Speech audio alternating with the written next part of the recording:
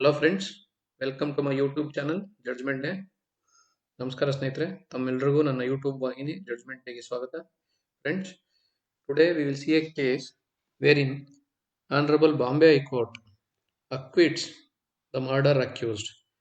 The reason being, suspicion is not legal proof. This is what the Honorable Bombay High Court noticed. The prosecution, what Honorable Judges noticed was, the prosecution failed to establish the chain of circumstances and only a suspicion was made out against the accused. This is what it noticed. The prosecution, including the investigation as well as the state, failed to establish the chain of circumstances. So, this is what, friends, that means suspicion is not legal proof. Let us see the details. So, the case title is Avdhoot Vithal Ghate versus State of Maharashtra. Here, interestingly, that High Court acquitted a person sentenced to life imprisonment. This is a case of life imprisonment. What Honorable Court noticed was, at the most, suspicion is created against the appellant accused, but the said suspicion, however strong it may be, cannot take the form of legal proof. The appellant accused is thus entitled for benefit of doubt. What it noticed.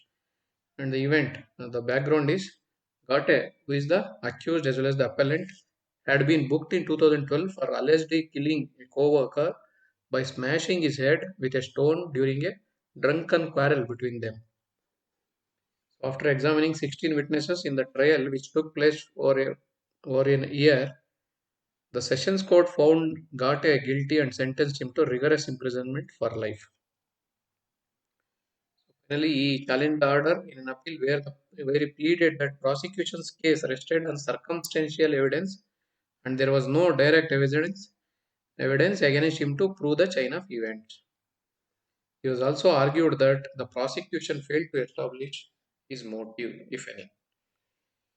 This is what the prosecution meanwhile relied upon Ghate's confessional statement, which was recorded by a special judicial magistrate. So, going by the chain of events, then the magistrate had purportedly given Ghate 24 hours to rethink about the confession and in that way concluded about the voluntary nature of confession.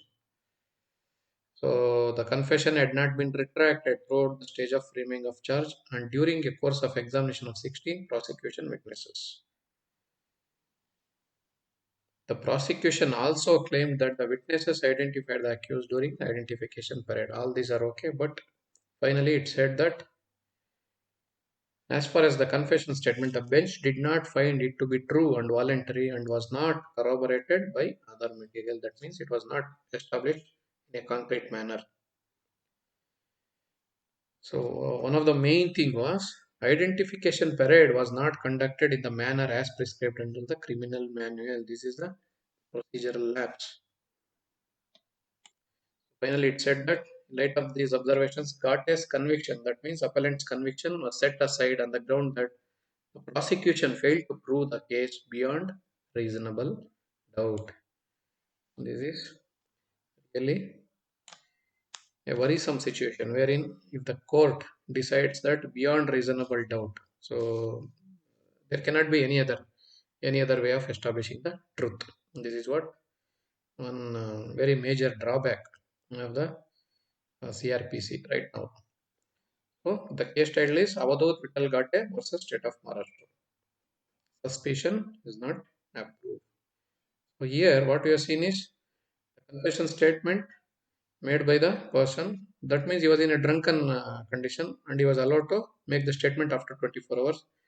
And the evidences which were collected are like based on circumstantial evidences, no direct witnesses, no eyewitnesses.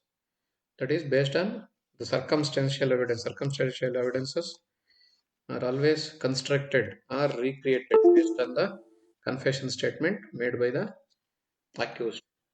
So this is what Honorable Court noticed, and they convicted was acquitted in the charges. So this is about the case, friends. So please enter your valuable inputs and comments in the comment section below. Also, please like, share and subscribe this channel, friends. Thank you very much. ಸ್ನೇಹಿತರೆ, ಇಂದಿನ ಪ್ರಕರಣ ಮಾನ್ಯ Bombay high court ಒಬ್ಬ murder ಅಂದ್ರೆ ಒಬ್ಬ ಕೊಲೆ ಆಪಾದಿತನಿಗೆ ಅವನಿಗೆ ಇಲ್ಲಿ ಕೆಳ ಹಂತದ ನ್ಯಾಯಾಲಯದಲ್ಲಿ, ಸೆಷನ್ಸ್ ನ್ಯಾಯಾಲಯ ಅಂತ ಹೇಳ್ತೀವಿ ನಾವು, ವಿಚಾರಣಾಧೀನ ನ್ಯಾಯಾಲಯದಲ್ಲಿ, ವಿಚಾರಣಾ ನ್ಯಾಯಾಲಯದಲ್ಲಿ ಅವನಿಗೆ ಮರಣದಂಡನೆ ಕೂಡ ಆಗಿರ್ತದೆ. ಕ್ಷಮಿಸಿ, ಮರಣದಂಡನೆ ಅಲ್ಲ, ಜೀವಾವಧಿ ಶಿಕ್ಷೆ, ಕಠಿಣ ಕಾರಾಗೃಹ ಜೀವಾವಧಿ ಶಿಕ್ಷೆ ಆಗಿರ್ತದೆ. ಈ ಬಾಂಬೆ ಹೈಕೋರ್ಟ್ ಅವನ್ನ ಇಲ್ಲಿ ಬಿಟ್ಟಿರ್ತದೆ. ಯಾಕೆ ಅಂತಂದ್ರೆ ಸಸ್ಪಿಷನ್ ಅಂದ್ರೆ ಅನುಮಾನ ಒಂದು ಕಾನೂನಿನ ಪ್ರಕಾರ ಸಾಕ್ಷಿ ಅಲ್ಲ. ಅನುಮಾನ ಒಂದು ಅದು ಸತ್ಯಾಂಶವನ್ನ ನಿರೂಪಿಸೋದಕ್ಕೆ ಒಂದು ಸಾಕ್ಷಿ ಆಗೋದಿಲ್ಲ ಅನುಮಾನ ಅಂತ ಅಂದ್ಬಿಟ್ಟು ಪ್ರೂಫ್ ಇದು ಹೇಳಿರ್ತದೆ. ಈಗ ಈ ಪ್ರಕರಣದ ಹೆಸರು Avadhut Vithal ಘಾಟೆ versus state of ಮಹಾರಾಷ್ಟ್ರದಲ್ಲಿ ಆಗಿರುವಂತದ್ದು. ಏನಾಗಿರುತ್ತೆ ಅಂದ್ರೆ ಇವನು ಈ ಆಪಾದಿತ ಘಾಟೆ ಅನ್ನೋ ವ್ಯಕ್ತಿ ಮತ್ತೆ ಇನ್ನೊಬ್ಬ ಅವನ ಸ್ನೇಹಿತ, ಇಬ್ರು ಸ್ನೇಹಿತರ ಜೊತೆ ಕೆಲಸ ಮಾಡೋನು. ಇವನಿಗೂ ಏನೋ ಜಗಳ ಬಂದು ಇಬ್ರು ಕುಡ್ದಿರುವಂತ ಜಗಳ, ಇಬ್ರು ಕುಡ್ದಿರೋ ಸ್ಥಿತಿಲಿ ಇಬ್ರು ಜಗಳ ಆಡ್ಕೊಂಡು ಈ ಆಪಾದಿತ ಏನ್ ಮಾಡ್ತಾನೆ, ಅವನ ಮೃತ ವ್ಯಕ್ತಿನ ತಲೆ ಮೇಲೆ ಕಲ್ಲೆತ್ತಾಕಿರ್ತಾರೆ ಅಂತ ಇಲ್ಲಿ ಅವರಿಗೆ ಆಪಾದನೆ ಬಂದಿರೋದು ಅವನ ಮೇಲೆ. ಆದ್ರೆ ಇಲ್ಲಿ ಪ್ರಾಸಿಕ್ಯೂಷನ್ ಅಂತ ನಾವೇನ್ ಹೇಳ್ತೀವಿ, ರಾಜ್ಯ ಇರ್ಬೋದು ಅಥವಾ ಇನ್ವೆಸ್ಟಿಗೇಷನ್ ನಡೆಸ್ತಿರುವಂತ, ವಿಚಾರಣೆ ನಡೆಸ್ತಿರುವಂತ ಅವರಾಗಿರ್ಬೋದು, ಪೊಲೀಸ್ ಇಲಾಖೆ, ಇಬ್ರುನು ಇಲ್ಲಿ ಒಂದು ಅತ್ಯಂತ ನಂಬಲಾರ ಸಾಕ್ಷಿಯನ್ನ ಕಲೆ ಹಾಕೋದ್ರಲ್ಲಿ ವಿಫಲರಾಗಿರ್ತಾರೆ ಅಂತ ಹೈಕೋರ್ಟ್ ನೋಡಿರ್ತದೆ. ಇಲ್ಲಿ ಅದೇನ್ ಹೇಳಿರ್ತದೆ ಅಂದ್ರೆ ಯಾರ್ಯಾರು ಅಪರಾಧಿಗಳಿದಾರೋ ಅಪರಾಧಿನ ಇವನೇ ಅಂತ ಗುರುತಿಸಕ್ಕೆ ಸಾಕ್ಷಿಗಳು ಇಲ್ಲಿ ಐ ವಿಟ್ನೆಸ್ ಇಲ್ಲ, ಅಂದ್ರೆ ಕಣ್ಣಾರೆ ನೋಡಿರುವಂತ ಸಾಕ್ಷಿಗಳು ಇಲ್ದಿರೋದ್ರಿಂದ ಬೇರೆ ಸಾಕ್ಷಿಗಳ ಕೈಲಿ ನೋಡ್ಸಿದಾಗ ಇವನನ್ನ ಗುರುತಿಸಿರ್ತಾರೆ, ಇವನೇ ಅಂತ ಗುರುತಿಸಿರ್ತಾರೆ. ಆದ್ರೂ ಕೋರ್ಟ್ ಏನ್ ಹೇಳುತ್ತೆ ಅಂದ್ರೆ ಇದನ್ನ ಒಪ್ಕೊಳಕ್ ಸಾಧ್ಯ ಇಲ್ಲ ಅಂತ ಹೇಳುತ್ತೆ. ಮತ್ತೆ ಇನ್ನೊಂದೇನಾಗುತ್ತೆ ಅಂದ್ರೆ ಈ ಪೆರೇಡ್ ಏನ್ ಮಾಡಿದಾರೆ, ಇವನ್ನ ಗುರುತಿಸೋದಕ್ಕೆ ಪೆರೇಡ್ ಏನ್ ಮಾಡಿದಾರೆ, ಅಥವಾ ಗುರುತಿಸೋದಕ್ಕೆ ಅಲ್ಲೆಲ್ಲಾರನು ಗೊತ್ತಿರೋ ವ್ಯಕ್ತಿಗಳನ್ನ, ಸಾಕ್ಷಿಗಳನ್ನ ಕರೆದು ಕೇಳಿರ್ತಾರೋ, ಅದು ಕ್ರಿಮಿನಲ್ ಮ್ಯಾನ್ಯುಯಲ್ ಅಂತ ಹೇಳ್ತೀವಿ ನಾವು, ಅದ್ರ ಪ್ರಕಾರ ಇಲ್ಲ ಅಂತ ಒಂದನ್ನು ನೋಡಿರ್ತದೆ ಇಲ್ಲಿ. ಮತ್ತೆ ಇವನಿಗೆ ತಪ್ಪೊಪ್ಪಿಗೆ ಹೇಳಿಕೆನ 24 ಗಂಟೆ ಆದ್ಮೇಲೆ ದಾಖಲಿಸ್ಕೊಂಡಿರ್ತಾರೆ, 24 ಗಂಟೆ ಕಾಲಾವಕಾಶ ಕೊಟ್ಟಿರ್ತಾರೆ. ಯಾಕಂದ್ರೆ ಅವನು ಕುಡಿದಿರೋ ಸ್ಥಿತಿಲಿ ಇರ್ತಾನೆ ಅಂತ ಅಂದ್ಬಿಟ್ಟು. ಹಂಗಾಗಿ ಮ್ಯಾಜಿಸ್ಟ್ರೇಟ್ ಅವ್ರು 24 ಗಂಟೆ ಕೊಟ್ಟು ಆಮೇಲೆ ಮಾಡಿರ್ತಾರೆ, ಅವನು ಯೋಚನೆ ಮಾಡ್ಕೊಂಡು ಹೇಳು ಅಂತ. ಅವನು ಅದನ್ನು ಹೇಳ್ತಾನೆ ಮತ್ತೆ ತಿರ್ಗಾ ಹೇಳಿದಾಗ, ಸೊ ಇಲ್ಲಿ ಏನಾಗುತ್ತೆ ಅಂದ್ರೆ ಇಲ್ಲ, ಇದು ಒಂಥರ ನಂಬಲರ್ಹ ಸಾಕ್ಷಿ ಅಲ್ಲ, ಇದು ಅನುಮಾನ ಯಾವುದೇ ಒಂದು ಸಾಕ್ಷಿ ಅಲ್ಲ, ಕಾನೂನು ಪ್ರಕಾರ ಸಾಕ್ಷಿ ಅಲ್ಲ ಅಂತ ಹೇಳ್ಬಿಟ್ಟು ಬಾಂಬೆ ಉಚ್ಚ ನ್ಯಾಯಾಲಯ ಇವನಿಗೆ ಬಿಡುಗಡೆ ಮಾಡಿಸಿರ್ತದೆ. ಇಲ್ಲಿಗೆ ಈ ಪ್ರಕರಣದ ಹೆಸರು Avadhut Vithal ಘಾಟೆ versus state of Maharashtra. ಇದು ಈ ಪ್ರಕರಣಕ್ಕೆ ಸಂಬಂಧಪಟ್ಟಂತ ದಾಖಲೆ. ಸ್ನೇಹಿತರೆ, ಪ್ರಕರಣದಲ್ಲಿ ಅವನೇ ಹೇಳಿರ್ತಾನೆ, ಆಪಾದಿತನೇ ಹೇಳಿರ್ತಾನೆ, ನಾನೇ ಕೊಲೆ ಮಾಡಿದೀನಿ ಅಂತ ಹೇಳೋದಿಕ್ಕೆ ಯಾವುದೇ ಸಾಕ್ಷಿಗಳಿಲ್ಲ, ಇಲ್ಲಿ ಯಾರು ಕಣ್ಣಾರೆ ಕಂಡಿರುವಂತವ್ರಿಲ್ಲ ಅಂತ ಹೇಳಿರ್ತಾನೆ. ಮತ್ತೆ ನಾನೇ ಮಾಡಿದೀನಿ ಅಂತ ಪ್ರಾಸಿಕ್ಯೂಷನ್ ಏನಿರುತ್ತೆ, ವಿಚಾರಣೆ ನಡೆಸಿದಂತ ಪೊಲೀಸರು ನಾನೇ ಮಾಡಿದೀನಿ ಅಂತ ಅವ್ರು ನಿರೂಪಿಸೋದಿಕ್ಕೆ ಇಲ್ಲಿ ಯಾವುದೇ ಸಾಕ್ಷ್ಯಾಧಾರಗಳನ್ನ ಇಲ್ಲ ಅಂತ ಹೇಳ್ತಾನೆ ಅವನು. ಸೊ ಹಂಗಾಗಿ ಆಮೇಲೆ ಕೋರ್ಟ್ ಏನ್ ಹೇಳ್ತಾ ಅಂದ್ರೆ ಇಲ್ಲಿ ಉದ್ದೇಶ ಇರಬೇಕು, ಈ ಮನುಷ್ಯನಿಗೆ ನಾನು ಕೊಲೆ ಮಾಡಕ್ಕೆ ಏನೋ ಗಲಾಟೆ ಗೊತ್ತಾ, ಗಲಾಟೆಲಿ ಇದ್ದಕ್ಕಿದ್ದಂಗೆ ಅವನು ಕುಡ್ದಿದ್ದ ಏನೋ ಪ್ರಚೋದನೆ ಸಿಕ್ತು ಮಾಡ್ಬಿಟ್ಟ ಅಂತ ಬಿಟ್ರೆ, ಅವನ್ನ ಕೊಲೆ ಮಾಡ್ಬೇಕು ನಾನು ಅನ್ನೋದಕ್ಕೆ ನನ್ಗೆ ಉದ್ದೇಶನೇ ಇರ್ಲಿಲ್ಲ, ಅದನ್ನ ಹೇಳ್ತಾನೆ. ಅದು ಕೂಡ ವಿಚಾರಣಾ ನಡೆಸ್ತಂತವ್ರು ಪ್ರಾಸಿಕ್ಯೂಷನ್ ಏನಾಗುತ್ತೆ ಅದನ್ನ ಅವರು ನಿರೂಪಿಸಿರೋದಿಲ್ಲ, ಇವನಿಗೆ ಉದ್ದೇಶ ಕೊಲೆ ಮಾಡ್ಬೇಕು ಅನ್ನೋ ಉದ್ದೇಶ ಇತ್ತು ಅಂತ ನಿರೂಪಿಸಿರೋದಿಲ್ಲ. ಹಾಗಾಗಿ ಕೋರ್ಟ್ ಅದನ್ನ ನೋಡುತ್ತೆ, ಕೊಲೆ ಮಾಡ್ಬೇಕು ಅನ್ನೋ ಉದ್ದೇಶನೇ ನಿರೂಪಿಸಿಲ್ಲ ನೀವು ಅಂತ.